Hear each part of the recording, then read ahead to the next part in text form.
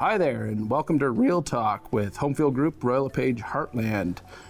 Today, I am here with my teammates, Kathy Dawson and Rick Lobb, and we are going to be talking about developments around Goderich and Huron County, of which there are a number, and there hasn't been for a very, very long time. That's right.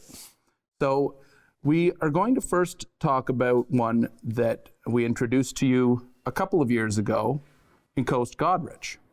Now, you may recall that Rob Wood sat with us here and we talked about this concept of a development. And at that point, there was no builder, there was no roads, there was no engineering, there was a draft plan of subdivision that was 10 years old. There was a field and there was a cliff. And there was an idea of the Wood family. And now there are 10 families living out there. Yes, There's 10 roads. homes have closed and people are living in the houses and it's really taking shape. And they love living out there. And every 2 weeks, there'll be a new house closing between now and, well, the foreseeable future. 2023. Yeah. So the Wood family and Coast Goderich developed a relationship with Nick Haycoop of Haycoop Construction, who works locally here.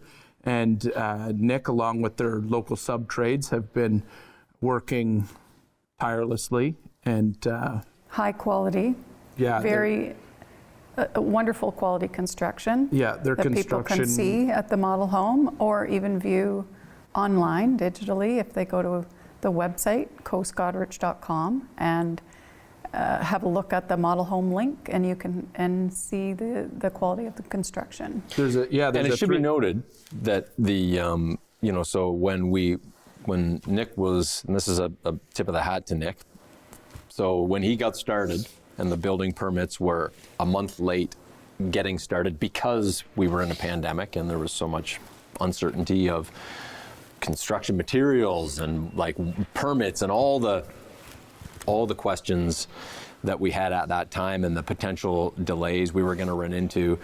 And we had closing dates lined up for the fall of 2021 that Nick needed to try and meet. And surprisingly, shockingly, and a testament to his organizational skill, he met every closing date so far, and which is shocking to me. Especially with the supply chains during the pandemic. It's just been crazy. He's never done a development before. It's not like he's done 20 of these things. He's new in the development game. There's a global pandemic, and the roads and permits were being built as he was building the houses. So kudos. Services going in the ground as after houses were very professional. up there. Very professional. So we couldn't be happier with the quality of Nick's organizational skills and the quality of construction. Level of construction. So as and all Kathy of the was mentioning, sub-trades that are involved as well. So check out there is the virtual tour link on coastgoderich.com that you can check out the entire house and see what the quality looks like. The development of Coast, so as you may know, is at the very south end of Warren Street, and there will be an access point from Highway 21, Blue Water Highway 21, around where the current Deckert Road, where you would recognize the red antique barn. Yeah, CNE furniture. So you will eventually be able to access from that area, and there will be eventually housing from the highway all the way back to the lake. The lakefront properties have been popular. They obviously are at a slightly different price point than the builder program in there, but they are on the lakefront view, and then there's a beautiful continuous green space throughout the entire subdivision that culminates at a park that is a walkway along the lakefront that will be accessible to all of the community. And the continuous green space actually will go all the way out to the highway eventually. So there will be lots that will back onto green space all the way up to the highway. So much green space. It's going to be great. It's going to be great. So phase one, well under construction, completely sold out, and phase two will be starting soon. So we'll see road construction and services going in for phase two soon, and eventually the sales will open for phase 2 as well. So on the heels of that development, One last thing about Coast. Go. The biggest question that people always ask around town, who's buying in there? Right? So I would say there's not a specific type of buyer. There's not a specific origin story of the buyers that are moving in. We've got everyone from, a single dude in his 20s that purchased one, up to and including, that local people from away, be it the city of Mississauga or London, but I'd say a mix, a healthy mix of people from here and from a ways, Yep. and a healthy mix of young families. Yep. Demographics, And young ages. It's going to be a families. vibrant, multicultural, retirees as well. multi-demographic, generational Yep. type community. So that is probably the main question that we get is like, who's buying these? Because it's not all retirees. it's not all retirees, and it's not all people from GTA or KW or those sorts of things. It's going to be a very wonderful and fulsome community. Yep. So as you were saying, So the development that's coming in checkerboarded to Coast Goderich is, which we don't really know a lot about at this point, but other than the fact that I believe we should start seeing some earth move this spring, summer, is the Walter Bruce subdivision that is going to be a mix of higher density housing and maybe two large buildings out close to the highway, as well as some single detached housing. And but other than that, the details of that subdivision, we don't really know a whole lot about at this point. no, the draft plan of subdivision is public information, so it does show a variety of densities, and it does show kind of where, in theory, things are going to lie, but it is only a draft plan, so that doesn't necessarily mean that that's the way that things are going to end up when it comes to fruition. But when you look at between the Bruce subdivision and the Coast subdivision, the south end of town is going to have, I would say, it's safe to say, well over 1,000 new units, and well over that with the higher density and high rise type things. So it definitely is going to change the makeup of the town for the better, because we do need housing. There's no doubt about that.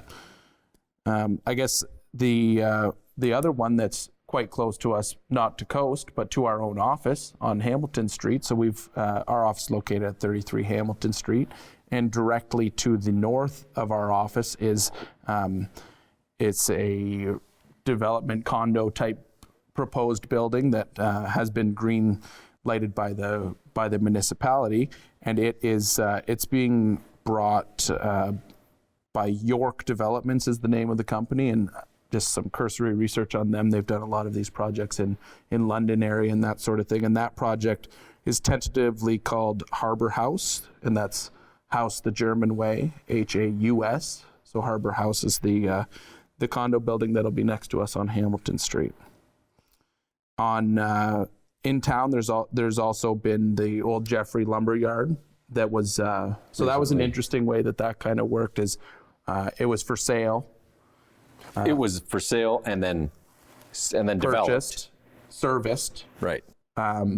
So there's whatever a developer has to do, be it through planning applications, but bylaw amendments, variances, and those sorts of things to get the lots set up, surveys, etc., serviced and ready for a builder to put, houses on. And that's 2 single detached and 12 attached? I believe so. Yeah, so 14 units there. Yeah, so it was sold to the person who, took it from a greenfield into tangible building lots, and then it was sold again to the person that's going to build it. So our developer is kind of doing all of that stuff at the same time in Coast. So they're taking it right from greenfield to people moving in. Whereas this is a little bit different of a situation where there was staged with different parties involved. Yeah.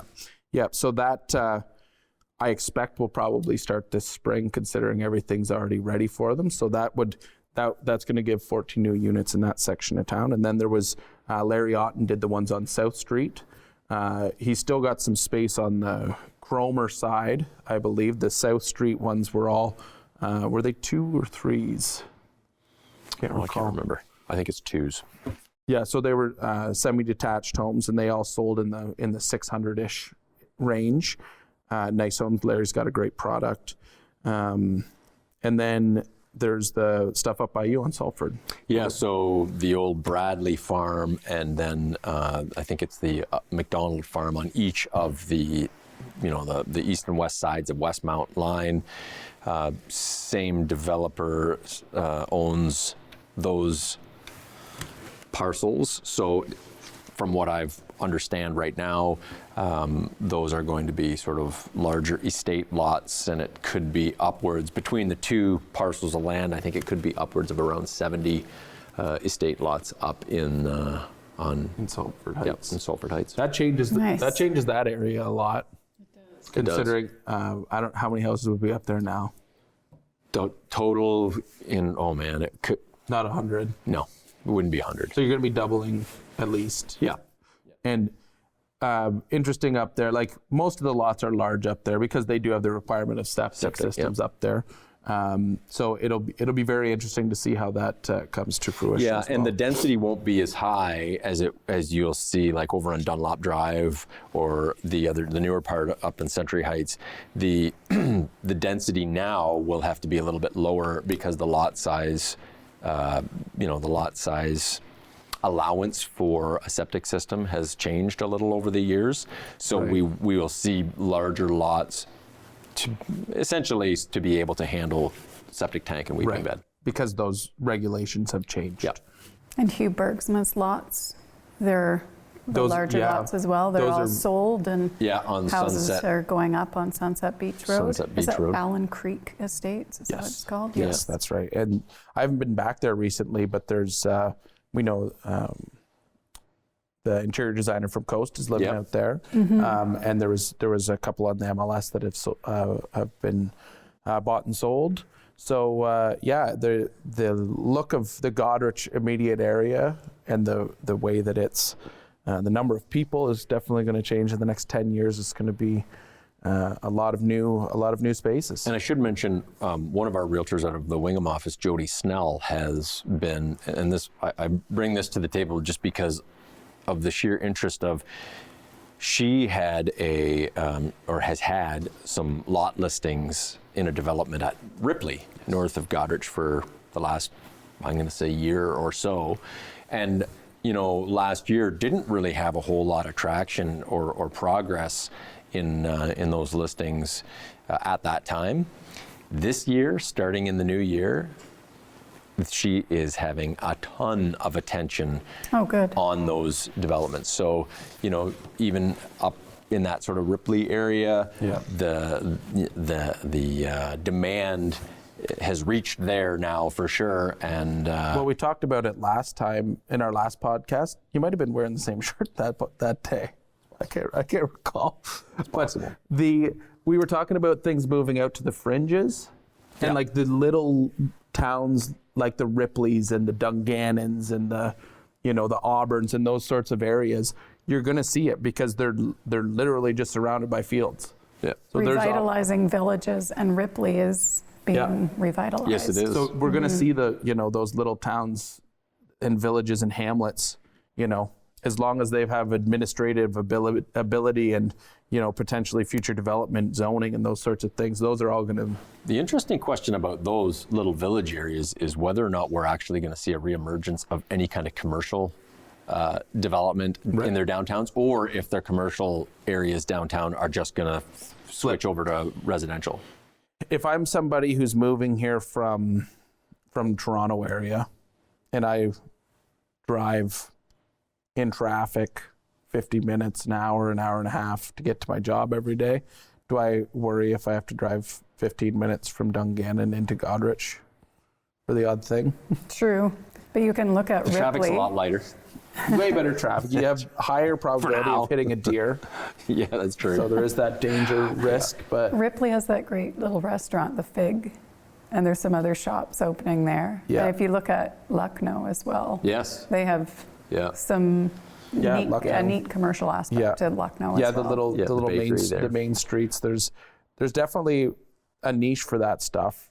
Coffee shops. Blythe. Yep. Blythe has the Yeah, that new bakery, Yeah. the Broad, or that new Brood, bread shop, bread. Brood. Yeah.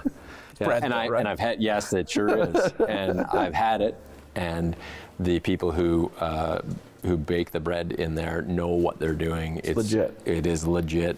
They Excellent. make a fantastic product, and they're going to do. In fact, I would say they're not going to be able to keep up with the demand that they have. Well, Blythe we know grew.